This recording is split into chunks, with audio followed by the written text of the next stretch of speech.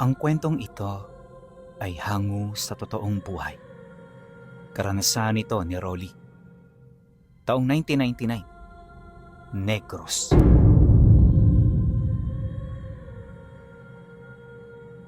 Noong mga panahong ito, kasalukuyang nagbibinata pa lamang si Rolly.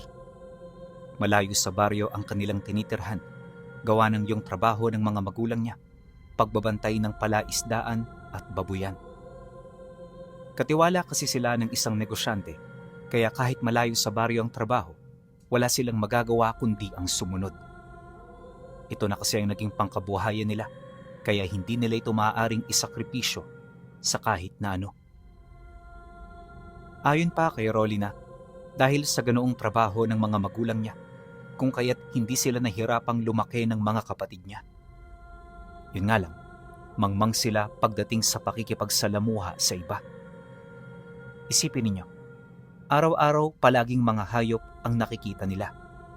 Isang beses lang din sila sa isang taon kung lumuwas, kaya yung mga ganong gawain, nakasanayan na talaga. Subalit, nung tumungtong siya sa tamang edad, nawari niya na mali ang ganoong pag-uugali. Kaya naman hanggat may pagkakataon, naglakas loob siya na humiwalay sa kanyang pamilya. At ginawa niya ito sa pamamagitan ng pag-aaral sa ibang lugar. Sa kanilang tatlo kasi, siya lamang ang katangi-tanging anak na nagpupursige sa pag-aaral. Dahil sa kagustuhan niyang matuto, kung kaya't nakapagtapos siya ng ika-6 na baitang. Ang kaso, hindi niya na ito naipagpatuloy dahil nga sa trabaho ng kanyang mga magulang. Alam din niya na gusto siya nitong pag-aralin, gawa nga ng medyo natutuwa rin ito sa kanya. Kaya nang marinig nito ang kanyang desisyon, hindi ito nagdalawang isip na paunlakan ang nais niyang mangyari. Bago siya umalis sa kanila, kabilin-bili na ng mga magulang niya, huwag siyang magbabarkada kapag nasa bayan na siya. Lagi niyang alalahanin na pag-aaral ang pinunta niya at hindi kung ano-ano. Matapos itong sabihin ng kanyang ina, kaagad namang lumapit ang tatay niya para ibigay ang kwintas nitong matagal na nitong hindi hinuhubad. Wala namang espesyal sa kwintas na yon, pinuno, sa kadahilanang binubuo lamang ito ng lumang tali at palawit na gawa sa binungkos na pulang tela. Makikita mo ring kupas na ito, kaya nung iniabot ito ng kanyang ama, hindi siya nakaramdam ng kahit na ano. Balak nga niya noon, hubarin ito pagdating sa bayan. Ngunit di pa man niya ito nahahawakan, ang tatay niya na mismo ang nagdesisyong isabit ito sa kanyang leeg. Anak, makalimutan mo na ang lahat, wag lang ang kwintas na ito. Wag na wag mo yang huhubarin dahil yan ang magiging proteksyon mo habang ikaw ay malayo sa amin. Sige na, asikasuhin mo na ang mga gamit mo dahil maya-maya darating na ang sundo. Nang marinig niya ang sinabi nito, hindi na siya nagsalita pa. Tumango na lang siya para kahit papaano hindi humaba ang usapan nila. At pagkatapos nun, tahimik na siyang naghanda. Mabilis ang pagkilos ni Rolly, gawa ng anumang oras darating na ang sundo niya. At pagkaraan ng araw na yon, tuluyan na nga siyang nakalipat sa bayan. Nakakapanibago ang lugar na yon, kaya sa loob ng ilang buwan, literal na bahay, paaralan lang siya. Nakakaburyong ang ganoong sistema, pero sa pamamagitan nito, nakakatipid siya ng pera. Wala rin siyang bisyo kaya gumagastos lang siya kung ito ay kailangan niya. Akala ni Rolly magiging ganun kadali lang ang buhay niya sa lugar na yon. Pero makalipas ang 6 na buwan, dito na siya nagkaroon ng mga kakilala. Nasanay na rin siya sa bayan, kaya madalas gabi na siya kung umuwi. Wala namang nangyayari noon, kaya itinuloy-tuloy niya ito. Ang akala kasi noon ni Rolly, ayos lang na gumala sa bayan kahit gabi. Pero hindi niya alam, napakadelikado pala nito. Isang araw, habang nasa paaralan, nagkayayaan sila na lumabas kinagabihan. Noon pa man kasi, madalas nang magkasiyahan ang mga kabataan, lalo na kapag Biyernes ng gabi. Madalas nakikita-kita sila malapit sa pantalan kung saan naroon ang mga bahay-aliwan. Hindi sila nakakapasok sa mga ganoong lugar, kaya ang ginagawa nila, simpleng pagkikita-kita sa tabi ng kalsada. Minsan may mga nagiinuman silang kasama, pero hindi nila yun gaanong pinagtutuunan ng pansin dahil nga sa mga babaeng kasama nila. Mas natutuwa kasi silang makipag-usap dito kaysa makipag-inuman sa kanilang mga kakilala. Ayon kay Rolly Pinuno, ilang beses niya na yung ginagawa, kaya naman di na rin siya gaanong kinakabahan o nag-aalala pa. Basta ang nasa isip niya noon, magsasaya sila at uuwi sila anumang oras nila gustuhin. Ngunit pagtungtong ng gabi, habang tumatambay sila sa gilid ng kalsada, dumating ang mga barkada nila kasama yung mga dalawang nag-aaral sa ibang paaralan. Kagaya ng inaasahan, nagsimula ang kanilang usapan sa pagkilala sa bawat isa. At nung maayos na, tsaka na sila tumambay habang kumakain ng mga pinamili nila. Yon ang unang pagkikita ng grupo noon, pero yung estado nila parang matagal nang magkakakilala. Matapos ang usapan at sabay-sabay na salo-salo, nagyaya na yung ibang mga kasama nila na maghanap ng panibagong mapagpupwestuhan. Ang siste, marami na noong tumatambay, kaya hindi na sila gaanong komportable. Nang marinig naman yun nila Rolly, di na sila tumutol. Sa isip-isip nila, mas pabor sa kanila ang ganon, lalo pat makakabuelo sila sa mga dalaga na kanilang kasama. Siyempre mga binata, kaya iba yung pag-iisip nila. Pagkaraan ng ilang minutong paglalakad, nakarating sila sa paupahang bahay ng isa sa mga barkada nila. May kaya kasi yun Pinuno, kaya halos sagot na nito ang lahat ng kanilang mga gusto noong gabing yon. Pagpasok nila sa loob, nakita nila na walang tao. Malawak din ang espasyo ng bahay, kaya buwelong-buwelo. Nung makita ito ni Rolly, halos hindi na niya mawari ang tuwang nararamdaman niya.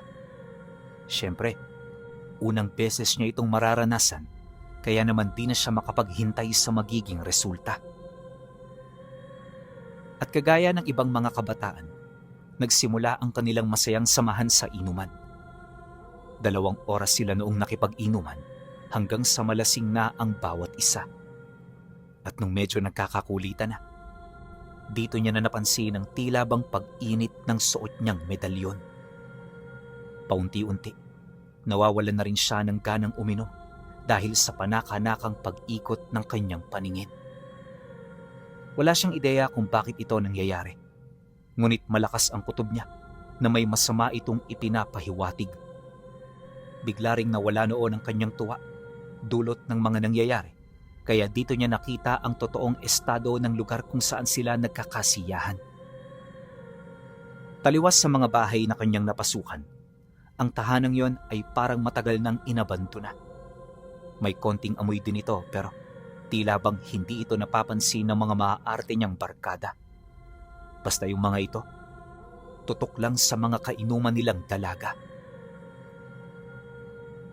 Maya-maya pa, sa bandang gawing kanan, nakita niya yung barkada nilang anak ng may-ari ng bahay.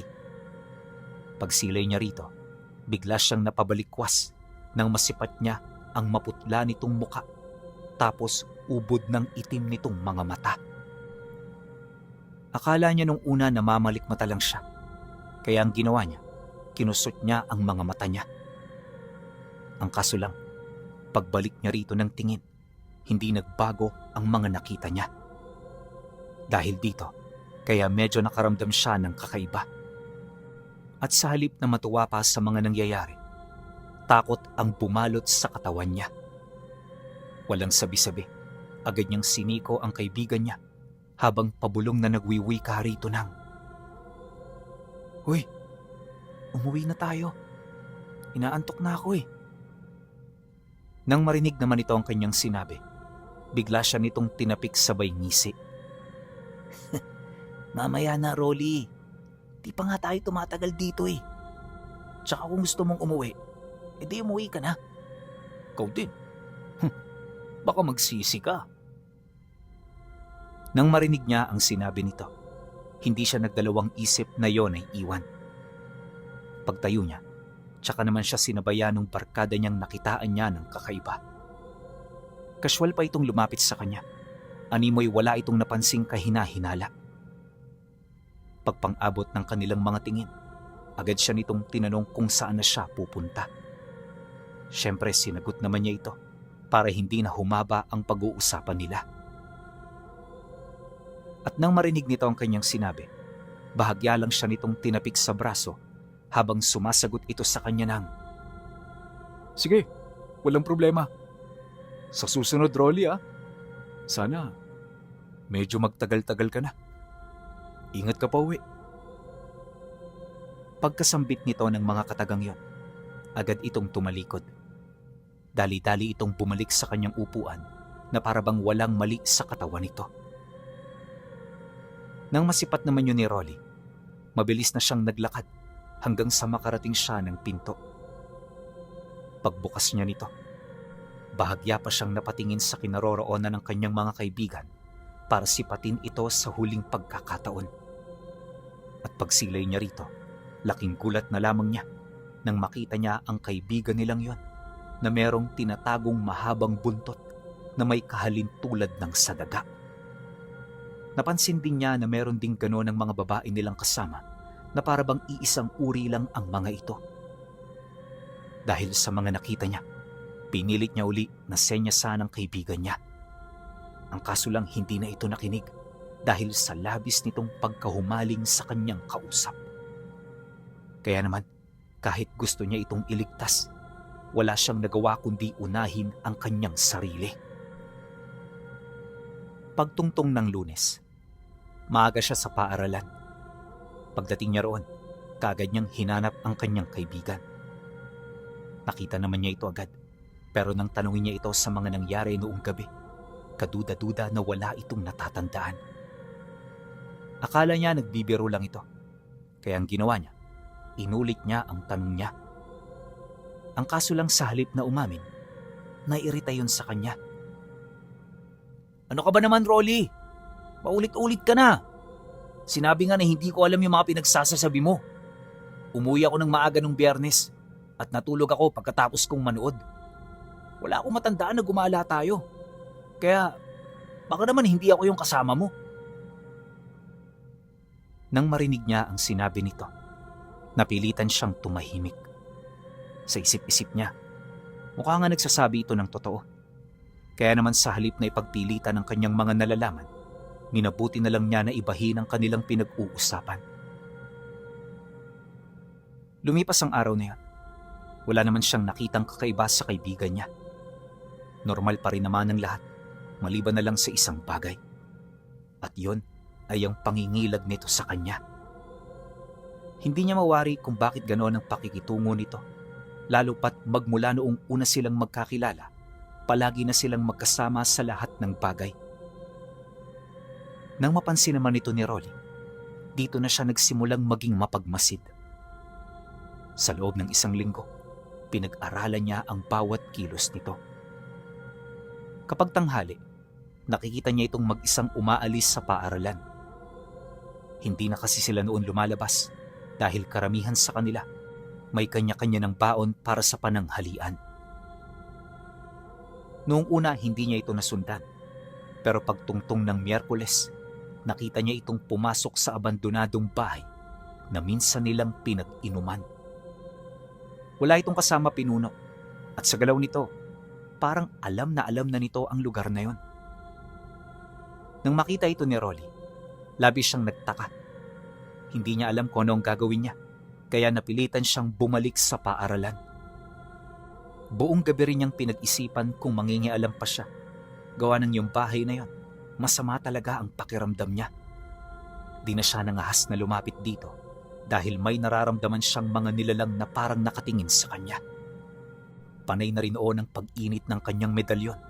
Animoy nagpapahiwatig ito ng panganib. Kaya naman sa halip na mangahas, hindi siya nagkaroon ng lakas ng loob para gawin ang mga bagay na sumasagabal sa isip niya. Ang problema, habang patuloy niyang sinusundan ang kaibigan niya, Tila bang nagkakaroon siya ng lakas ng loob para tingnan ng loob ng bahay. Hindi niya alam kung bakit niya ito nararamdaman, pero paulit-ulit itong sinasabi ng isip niya kapag nasusundan niya ang kaibigan niya. Sumapit ang Biyernes. Dito niya na ginawa ang mga bagay na hindi niya inaasahan. Pagpasok ng kaibigan niya sa loob ng bahay na yon, tsaka siya pa simpleng sumunod.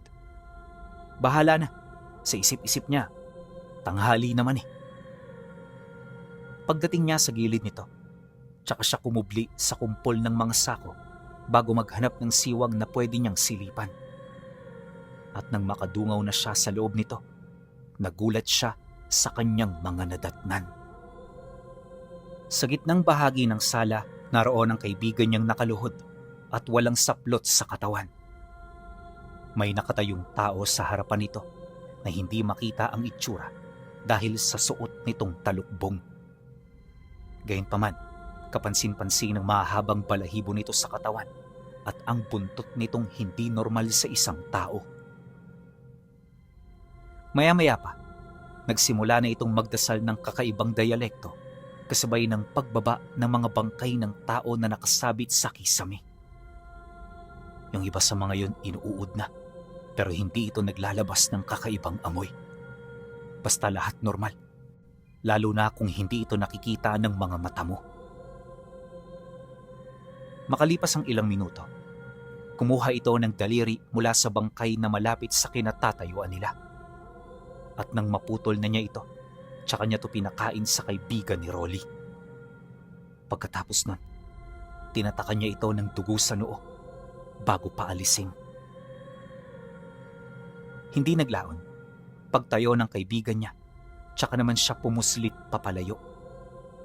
May mga lata siyang aksidenteng naaapakan, pero hindi ito naging dahilan para huminto siya sa pagtakbo. At nang makabalik na siya sa kanilang paaralan, panay ang pagmamasid niya sa pagdating ng kaibigan niya. Ang kaso lang, hindi na ito nagpakita. Kinabukasan na ito pumasok na para bang walang nangyari rito. Pagkatitigan nilang dalawa, kaagad naman yung lumapit na para bang normal pa rin ito. Nang mapansin naman yun ni Rolly, sinikap niya na huwag magpahalata na may nalalaman siya. "Oh, Rolly, ba't parang ang putla mo? Hindi ka ba nakatulog ng tama?" Nang marinig naman niya ang sinabi nito, napangiti lang naman siya habang pinipilit na magdahilan. "Ha? Hindi eh. Paano ba naman kasi? Maraming pinapagawa ang mga guru natin. Ikaw ba? Kumusta ka? Ilang araw din tayong hindi nagkasama." Dahil sa kanyang sinabi, bigla naman siyang tinapik ng kaibigan niya. Ang kaso lang, paglapat ng balat nito, nakita niyang napaso yun. Walang sabi-sabi, kagad nitong binitawan ang kanyang kamay para itago. Hindi na rin ito nagpaalam sa kanya na para bang gusto nitong lubayan siya. Sinubukan niya pa yung tawagin pero hindi na ito nakinig. At magmula noon, wala na silang naging pag-uusap.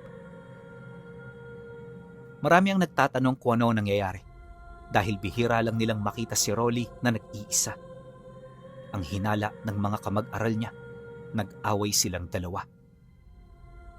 Hinayaan naman yung gano'n ang isipin nila para naman kahit papaano hindi na mabuklat yung patungkol sa mga nalalaman niya.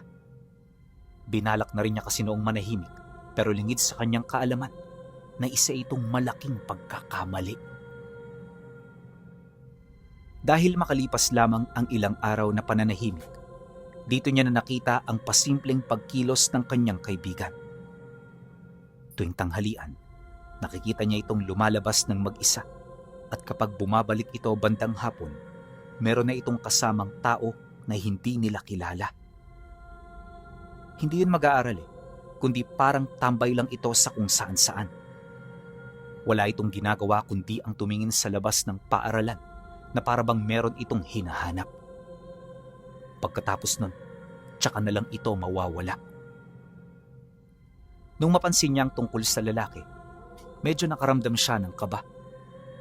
Dahil dito, kung kaya't agad siyang nagpadala ng sulat sa mga magulang niya. Inilahad niya rito ang totoong nangyayari sa paaralan nila. Kaya naman pagkaraan lang ng 2 araw, nakaluwas ang tatay niya. Direkta nitong pinuntahan ang kanyang tinutuluyan hanggang sa magkita na silang dalawa. Pagsilay naman niya rito, kaagad niyang naramdaman ng matinding takot na pilit niyang sinusupil. Sa isang iglap, nanlampot na lamang ang katawan niya at tumulo ang napakaraming luha sa mga mata niya. Humagulgol na rin siya sa pag-iyak na para bang matinding problema ang kanyang tiniis bago sila tuluyang magkita. Kaya naman nung mapansin ito ng tatay niya, kaagad itong lumapit habang may hinahong nagtatanong. Sinaktan ka ba nila? May ginawa ba sila sa'yo, anak? Nang marinig niya ito, kaagad niyang inamin ang mga nangyari.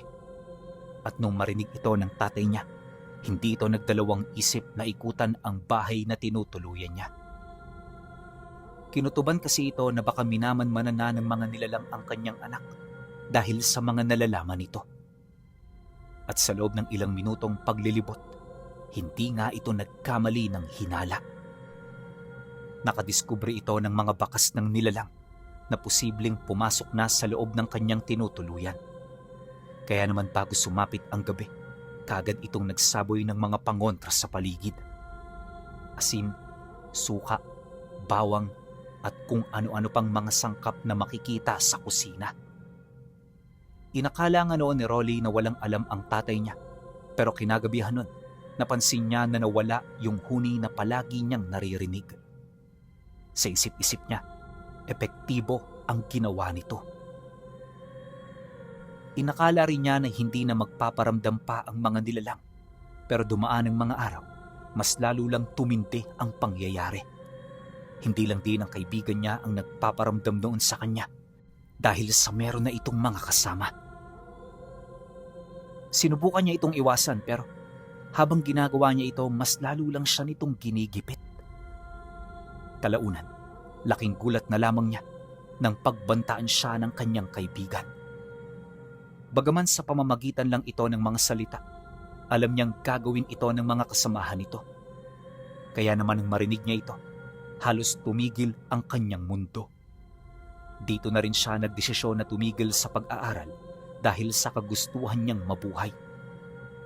Alam niya na hindi ito ang magandang paraan para matakasan ang ganoong problema. Pero noong mga panahong yon, tanging ito na lamang ang naisip niyang gawin para makauwi ng mas maaga sa lugar nila. At kahit naroon pa sa tinutuluyan niya ang tatay niya, hindi nito natinag ang desisyon niya. Talaga bang gusto mo nang tumigil, anak? Paano yung mga pangarap mo? Hahayaan mo na lang bang kunin sa'yo ng mga kinakatakutan mo? Hanggat may panahon ka pa, subukan mong lumaban. Malay mo, may maganda itong kahinatnan. Hindi ko na alam ang gagawin ko, tay. Basta ang nasa puso ko na lang ngayon, umalis tayo rito hanggat wala pang nangyayari. Malakas ang kutob ko na. Dadayuhin nila ako rito para tuluyan na akong manahimik. Nang marinig ito ng kanyang ama, hindi na rin ito tumutol pa. Kaya naman para sa kanyang kapayapaan, nagdesisyon itong umalis na sa lugar na yon. Ang kaso lang, kailangan pa nilang maghintay ng 2 araw dahil hindi pa dumarating ang huling bayad sa renta para sa buwang yon. Di rin sila pinahintulutan ng may-ari na umalis dahil ang nasa isip nito, baka takasan nila ang kanilang responsibilidad. Kaya naman kahit nababahala na ng husto, wala silang nagawa kundi ang sumunod. Kinagabihan noong mismong araw, iniwasan na nilang pumunta sa kung saan-saan. Nanatili silang 2 sa kanyang silid hanggang sa sumapit na ang oras ng pamamahinga. Maaga noong natulog si Rolly Pinuno sa paniniwalang matatakasan niya ang lahat ng panganib na nararamdaman niya. Ngunit bandang 9:00 pa lang ng gabi, binulabog sila ng mga hindi kaaya-ayang huni. Sabay-sabay na rin noong umaatungal ang mga hayop, kaya nang marinig nila ito, kaagad silang napabalikwas sa kanilang mga hinihigaan. Nga pala, isang palapag lang ang bahay, tapos yung kwarto nila, malapit sa sala kung saan naroon ang malaking bintana. Malimit wala itong sara, gawa ng nahaharangan naman ito ng malaking bakal. Ang kaso lang, kayang-kayang dumaan doon ng mga hayop kagaya ng pusa.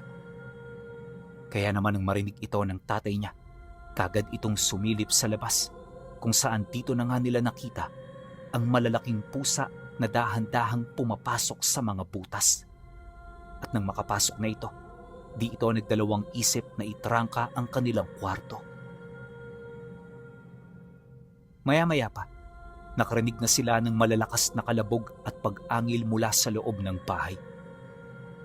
Dahil sa pangyayari, kagad na nagising ang may-ari. Paglabas nito, bigla itong sinunggaban ng mga nilalang hanggang sa tuluyan ng tumahimik ang paligid. Matapos nun, pumalik sa harapan ng pinto ng kanilang silid ang mga nilalang. Bawat minutong lumilipas, walang sawa nila itong sinisira para lamang mapasok si Rolly at ang kanyang ama.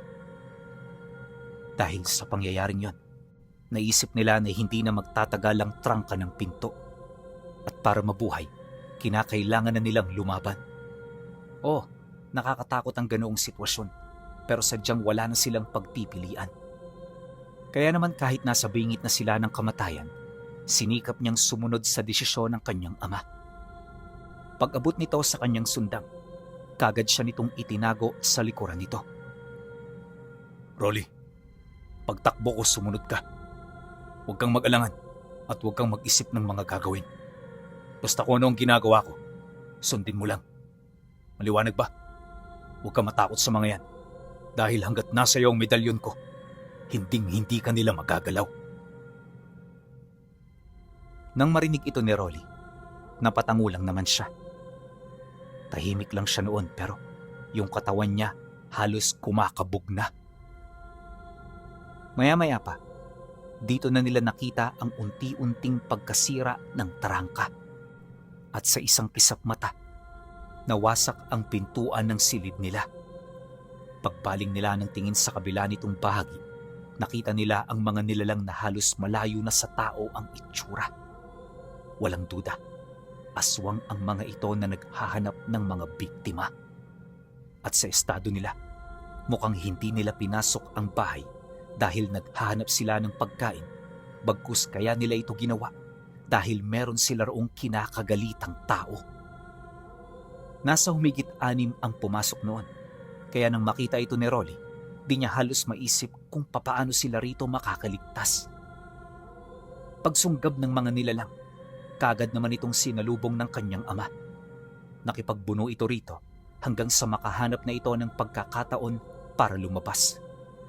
Ang problema ng makalabas na ito, nakita siya nitong hindi nakagalaw sa kinaroroonan niya. Literal na nakatayo lang siya noon, pilit na hinihintay ang kanyang sariling kamatayan. Dahil sa pangyayaring yan, di ito nagdalawang isip na siya ay balikan.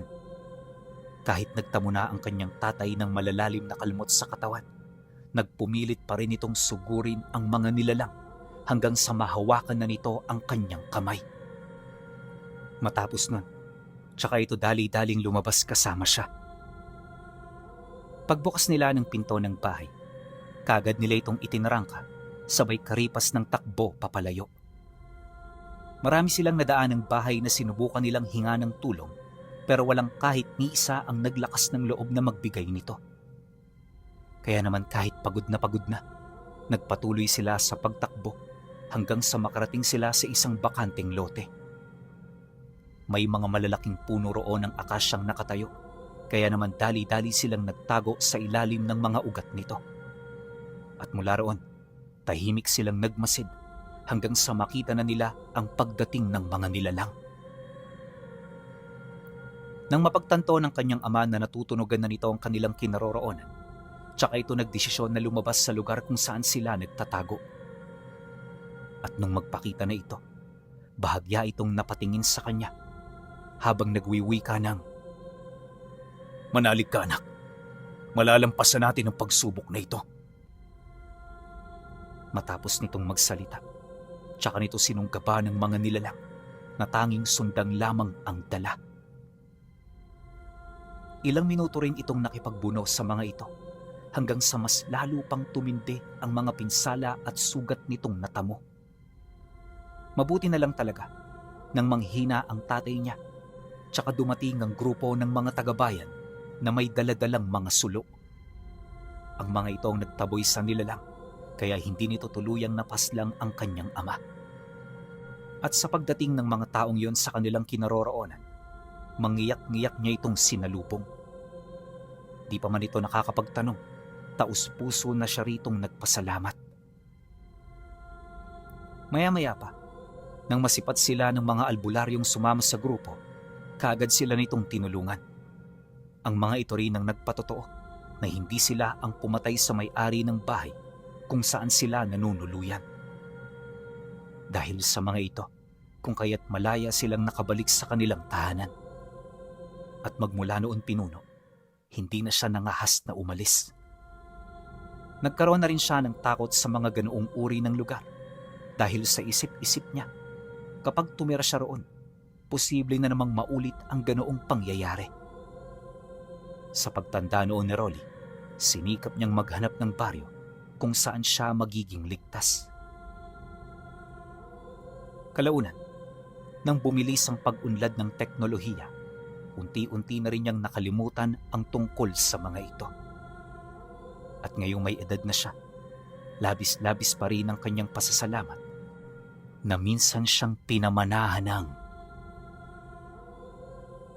medalyon ng tatay ni Rolly.